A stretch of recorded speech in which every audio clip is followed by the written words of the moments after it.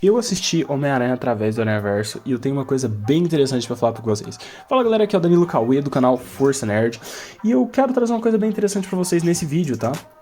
Na verdade, eu queria mais ou menos trazer minha opinião sincera sobre o filme e também comentar algumas coisas que eu acho que vocês também não captaram, tá? Bem, vamos começar pelo fato. Pessoal, eu não achei esse filme o melhor filme do Homem-Aranha, tá? Igual muita gente tá divulgando, tá falando aí. E eu entendo porque muita gente tá falando que é o melhor filme do Homem-Aranha, e eu vou explicar porquê e vou clarear a mente de vocês, tá? Eu acredito que ele seja ali o terceiro melhor, quarto melhor filme do Homem-Aranha, tá? Que a gente já presenciou, mas eu não acho que ele seja o melhor filme do Homem-Aranha em si, e vocês vão entender o motivo disso, tá? Eu vou explicar pra vocês ao decorrer do vídeo. Fato é que esse filme, né, por assim dizer, ele é um filme muito bom, recheado de coisa que de efeito de história. A história desse filme, de fato, ela é maravilhosa, né? Ela é maravilhosa, é uma das melhores histórias, assim, do Homem-Aranha que eu já vi, porque mostra... Galera, só lembrando que vai ter spoilers esse vídeo, tá? Então, se você não assistiu o filme, ou você pretende assistir, eu recomendo você assistir no cinema antes de assistir esse vídeo aqui, porque eu não sei se pode diminuir ou aumentar suas expectativas e você já vai com uma opinião formada assistir o filme, saca? Então não quero estragar sua experiência, ok? Mas vamos lá. Avisado isso, vamos começar. Pessoal, esse filme, ele traz uma visão pra gente sobre o Homem-Aranha em si. Eu falo Homem-Aranha do conceito, tá?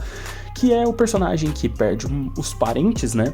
Os parentes mais próximos a ele aí, que no caso do Peter foi o Tio Ben, e isso traz uma lição de moral pra ele, porque no começo ele não queria ser o amigão da vizinhança, né? Não queria fazer o bem, ele queria agir por si próprio. E isso é mostrado pra gente tanto no Homem-Aranha do Tobey Maguire, tanto no Homem-Aranha do Andrew Garfield, e quanto ao Tom Holland, a gente vai presenciar isso só no terceiro filme, né? Que é o Homem-Aranha No Way Home, Homem-Aranha Sem Volta Pra Casa, né? Tradução aqui do Brasil. E a gente vai presenciar isso quando o Peter não quer ajudar os vilões e tudo mais, e a gente tem uma profundidade bem maior. É por isso que eu sempre digo, o Homem-Aranha Sem Volta Pra Casa é um dos maiores filmes do Homem-Aranha, não o melhor, mas um dos maiores, porque ele aborda muita coisa que não foi abordada, não tem um padrão, entendeu? E é por isso que eu gosto muito daquele filme. Mas enfim, esse vídeo não é sobre o Homem-Aranha Sem Volta Pra Casa. A questão é, o Miles Morales, ele trouxe pra gente uma história diferente, porque o que acontece? O Miles Morales, a franquia Homem-Aranha no Aranhaverso, começou com o Miles Morales. E eu acredito fielmente que o próximo filme, que vai ser o Homem-Aranha Além do Aranhaverso, que tá previsto para ser lançado em 2024, inclusive, eu acredito que esse próximo filme vai ser o melhor filme do Homem-Aranha de todos os tempos. E o motivo vocês vão entender. Vamos começar. O Homem-Aranha no Aranhaverso abordou uma gama menor de Homens-Aranhas, né? A gente tem que admitir. Abordou ali o Miles, depois abordou o Homem-Aranha do universo do Miles, depois abordou o Homem-Aranha do outro universo, que é o universo 616B, se eu não me engano, né? Tanto que o nome do Peter é Peter B. Parker, what the fuck. Aí acontecem essas coisas, né? Que a gente presencia aí sobre os Homens-Aranhas, e tem a Penny Parker, o Homem-Aranha Neuer. Enfim, uma coisa que eu gosto demais dessa franquia, mas ao mesmo tempo eu não gosto, é sobre a questão da mudança do Homem-Aranha, porque todos os Homens-Aranhas que eram pra ser com uma certa personalidade, eles transformam ou em piada, né, ou transformam de um jeito que não era do original. Onde eu quero chegar? O desenvolvimento do Miguel O'Hara é um dos melhores desenvolvimentos que eu já vi, porque representa muito o que ele é das HQs. O Miguel O'Hara nas HQs, pessoal, ele é um Homem-Aranha mais focado, centrado, ele não faz piada, ele não faz muita piada, ele é como se fosse um Homem-Aranha Batman. Pensa no Batman, vocês sabem quem é o Batman, né? Pensa ali o Batman, pega o Batman, a personalidade toda do Batman, a genialidade e tudo mais, e coloca em um Homem-Aranha. Não vai ser Peter Parker, não vai ser Homem-Aranha Neuer, vai ter duas versões de Homem-Aranha que são possíveis, que é o Homem-Aranha do Miguel O'Hara, que é o Homem-Aranha 2099, né?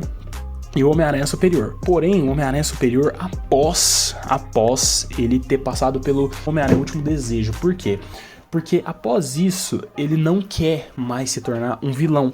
Ele se torna um herói, só que um herói meio anti-herói, assim, saca? Ele não mata em si, mas ele leva os caras a sofrer demais, os vilões. Então, quando você pensar em Homem-Aranha versão Batman, né? Você pensa nessas duas versões, que é o Homem-Aranha Superior e o Homem-Aranha do 2099, mas com ênfase no 2099.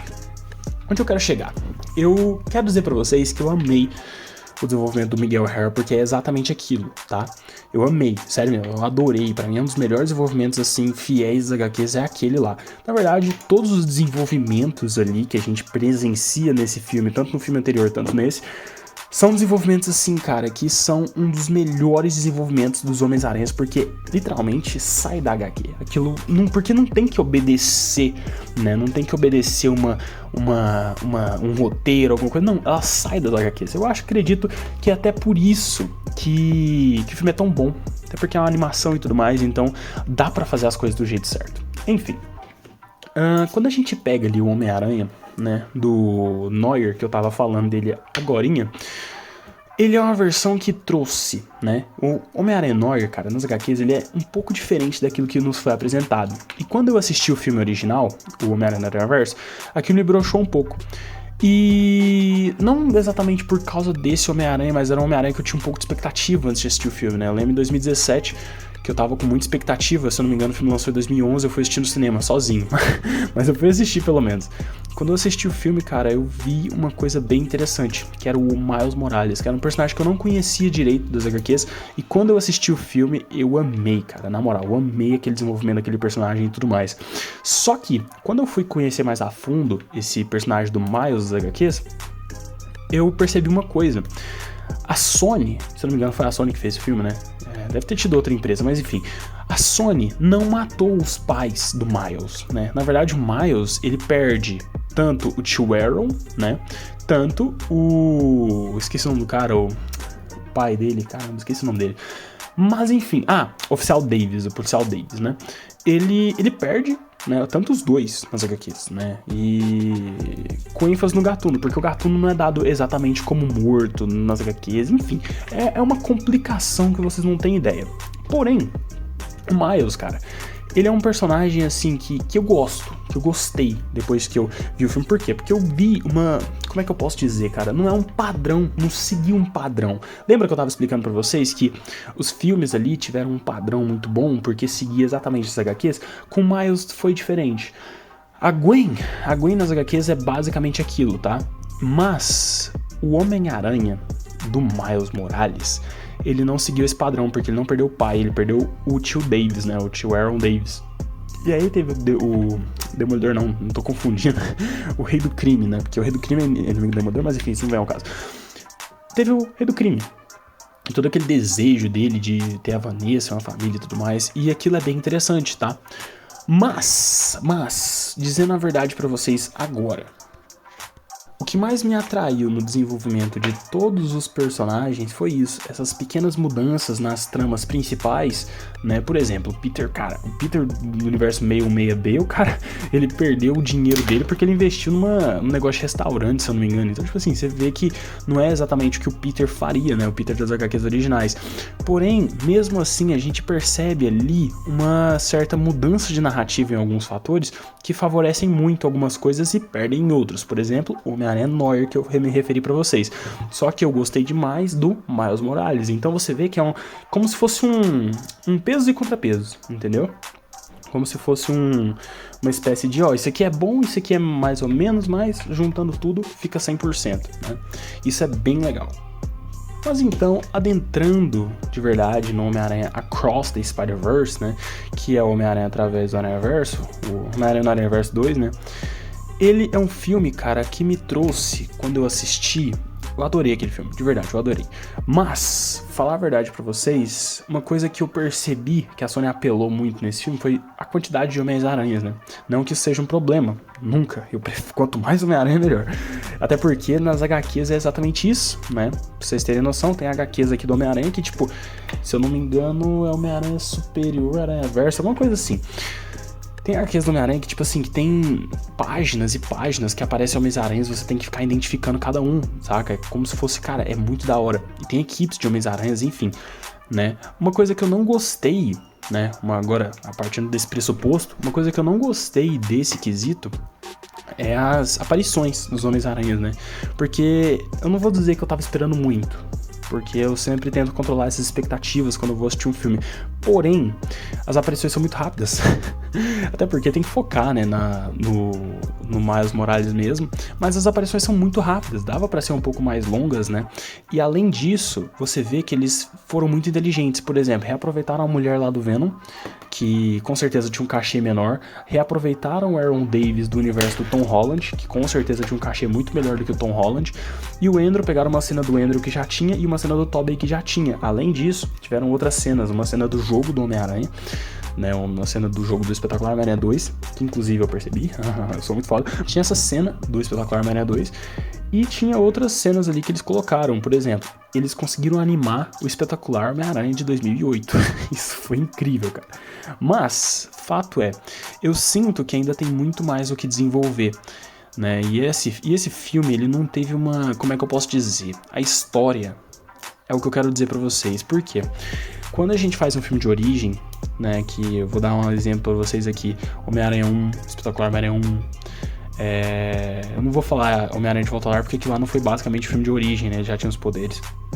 Mas, por exemplo, Homem de Ferro 1, Capitão América 1, todos esses filmes têm uma coisa em comum, é o mocinho, né, o personagem principal descobrindo os poderes, descobrindo as habilidades, o que ele pode ser, e isso é muito legal, ele ao mesmo tempo que vai descobrindo, vai fazendo essas coisas, e é o caso do Homem-Aranha no Aranhaverso 1, e eu tenho uma teoria de que sempre o filme de origem vai ser melhor do que os outros filmes, porque é o primeiro contato que você tá tendo com aquilo, no segundo contato você já quer mais, você quer algo melhor que o primeiro filme, né, e não pode decepcionar as expectativas, então... Você vê ali nesse filme que ação é o tempo todo, história é o tempo todo, não dá tempo de você pensar no meio do filme. Nossa, esse filme é ruim, não dá tempo, né? Isso é algo que eu acho bem interessante. Porém, agora vem a minha crítica em relação ao filme. Tudo que eu falei agora é basicamente um elogio, né? Mas agora vem realmente a minha crítica sobre o filme. Minha crítica a esse filme não é sobre o quesito fama nem nada do tipo, não. Na verdade, minha crítica em relação a esse filme é como ele é feito, como ele foi feito, né? Você vê ali que em alguns momentos, pelo menos eu senti isso, você vê ali que eles simplesmente jogam personagens na tela e você que identifique. Por exemplo, pro fã, isso é uma maravilha, de verdade. Eu, no filme, parecia que eu tava em êxtase, assim, nossa, de tanto personagem bom assim, que aparecia. Só que depois que eu cheguei em casa, descansei, passou uns 3 dias, eu falei, cara, que lá não é tão bom assim não, tipo... Aparecer tantos Homens-Aranhas assim, apesar de ser muito legal pro fã, você que deve estar me assistindo, você deve estar sentindo, cara, é muito bom, Danilo, não sei por que você está reclamando. Mas, se você parar pra pensar que eles poderiam fazer de uma forma melhor aproveitada, aproveitar cada Homem-Aranha, aproveitar cada conselho e uma história que não fosse, digamos que, uma conclusão fraca, e não é isso que eu queria que vocês pensem, que a história é fraca, não, a história é muito forte. Porém, eu quero que vocês reflitam. O objetivo do Miguel O'Hara, né, que era que não mudasse a linha do tempo, eventos canônicos, a gente já tem contato com isso. A gente teve contato com isso aí com a série do Loki, por exemplo, e tudo mais. TVA, enfim. O meu problema com esse filme é essa narrativa. Ah, não pode mexer em eventos canônicos. Tá bom, mas por que o universo do Miles ainda tá vivo, por assim dizer? Ah, Danilo, essa dúvida vai ser sanada no próximo filme. Eu entendo, mas pra mim pareceu algo tão vago que eles tinham que explicar isso logo no filme. Não o universo do Miles em si, mas eu acho que eles deviam explicar o porquê exatamente que o Miguel O'Hara estava atrás de consertar aquilo tudo. Tem alguma coisa a ver com a Madame Teia? Tem alguma coisa a ver, por exemplo, com o que está acontecendo, a destruição do multiverso? Por que o multiverso entra em colapso por causa disso, saca? Você mexer em eventos canônicos e tudo mais. Por que essas coisas são assim? Desde o primeiro filme, pessoal, essas coisas não são explicadas direito, são só jogadas na tela. Por exemplo, qual o motivo do Miles que está em outro universo, ele, tipo assim... ficar aquele tremelique dele lá, aquela coisa lá toda, eu tô deixando na tela pra vocês. Qual o motivo? Não tem exatamente um motivo se vocês pararem pra pensar, é só porque ele tá no universo, no outro universo dele. Mas, qual o motivo daquilo acontecer? É só por causa disso? Então, tipo, é isso que eu não aguento, eu não acho legal. Entende? Por que o universo, ele se rejeita aquilo? Entende? Então, são conceitos abertos que me incomodam, né? Que eu acho que um roteiro melhor pensado, uma coisa mais explicada, eu acho que ficaria bem mais legal, né? Bem mais legal do que simplesmente um fanservice a todo momento que você não consegue pensar direito na história, entende? Mas enfim, pessoal, essa foi minha opinião sincera sobre esse filme, tá? Eu recomendo assistirem, eu recomendo demais. É um fanservice esse filme que vocês não têm ideia, cara. É um fanservice, é uma... como é que eu posso dizer? É um dos melhores filmes do Homem-Aranha que eu já assisti, igual eu falei pra vocês, só não é o melhor. Na minha opinião, o melhor... eu não vou falar qual é o melhor, porque vou deixar pra vocês descobrirem aí nos próximos vídeos, não sei. Mas, na minha opinião, é isso, entende? É isso, esse é o problema desse filme, é essa narrativa, esse roteiro, que eu não vou dizer que é mal explicado, mas é um roteiro que não funciona do jeito que a gente quer que funcione, entendeu? A gente só entende ele se a gente forçar ele na nossa cabeça. Esse é o meu problema com esse filme, apenas isso. Mas eu consigo assistir ele, eu consigo reassistir ele, eu tô pensando inclusive em reassistir ele de novo no cinema, pra vocês terem ideia do tanto que esse filme é bom. Mas eu gostei do filme, eu achei ele muito bom. Uma nota que eu daria, nota 9. O único problema dele é exatamente isso, né? Esse problema do roteiro, porque é um roteiro que não se explica muito bem e ao mesmo tempo é um fanservice ali que, cara, é complicado digerir um pouco aquilo. Mas, apesar disso tudo, eu entendo que é um filme do Homem-Aranha que sai direto das HQs e as HQs é mais ou menos isso. Mas esse também é um dos grandes problemas das HQs. Elas nunca explicam tudo direitinho, tintim por tintim, entende? Esse é o meu problema também com as HQs. Mas eu espero que vocês tenham gostado.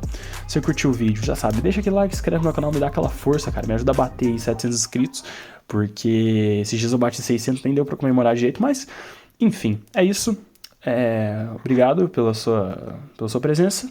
É nóis, valeu, até mais e fui.